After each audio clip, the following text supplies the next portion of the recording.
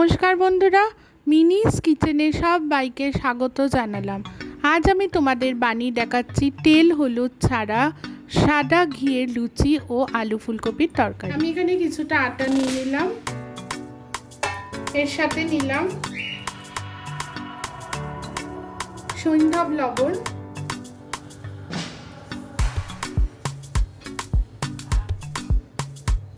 আর নিলাম 2 চামচ সাদা ঘি। ভালো করে আমি আটার সাথে এটা মাখিয়ে নিচ্ছি। এরপর আস্তে আস্তে জল দেব।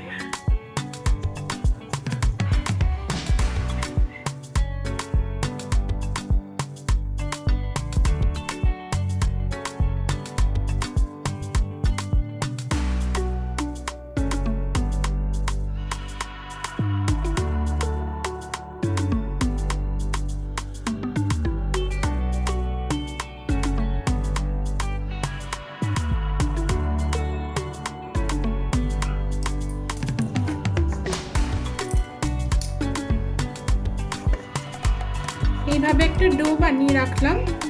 এবার এখান থেকে আমি লম্বা করে লুচির জন্য লেচি কেটে রাখছি।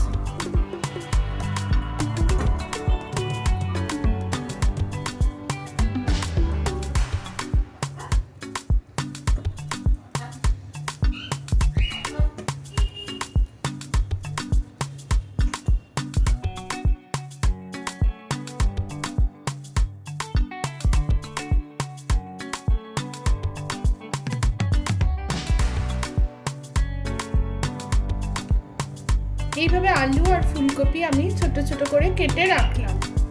এবার কড়াই ঘি গরম করছি। ঘিতে ফোড়ন দিয়ে আমি আলু আর কপিগুলো ছেড়ে ভাজা ভাজা করছি। 5 ফোড়ন দিলাম, আলু দিলাম, সৈন্ধব লবণ দিলাম, আর দিলাম সামান্য পরিমাণ চিনি। দিয়ে ভালো করে আলুটা আমি ভাজা ভাজা করছি।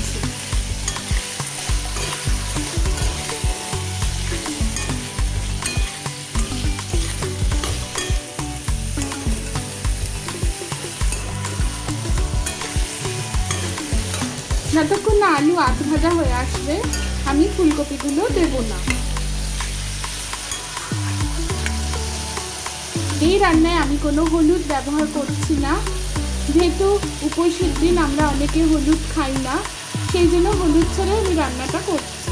আলু আধ ভাজা হয়ে এসেছে, আমি কিছুটা গোলমরিচের গুঁড়ো ছড়িয়ে দিলাম, ফুলকপিগুলো দিয়ে দিলাম।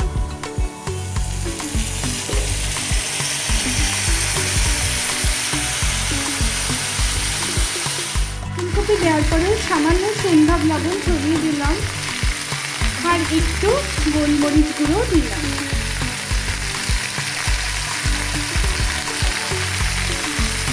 ভালো করে ফুলকপি আলু ভাজা ভাজা করে নিচ্ছি। আলু ফুলকপি ফোড়ন দিয়ে ভাজা ভাজা হয়ে গেছে। আমি এবার সামান্য পরিমাণে একটু জল দিয়ে দিলাম।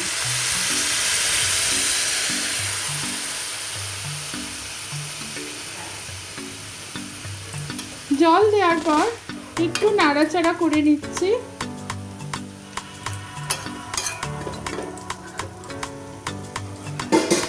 5 মিনিটের জন্য আমি ঢাকাটা দিয়ে দিলাম।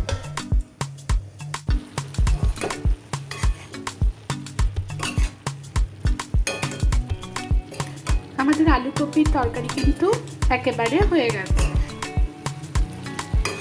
আমি গ্যাসের ফ্লেমটা একটু জোর করে দিলাম, হালকা জল জল ভাব আছে যাতে এটা টেনে যায়।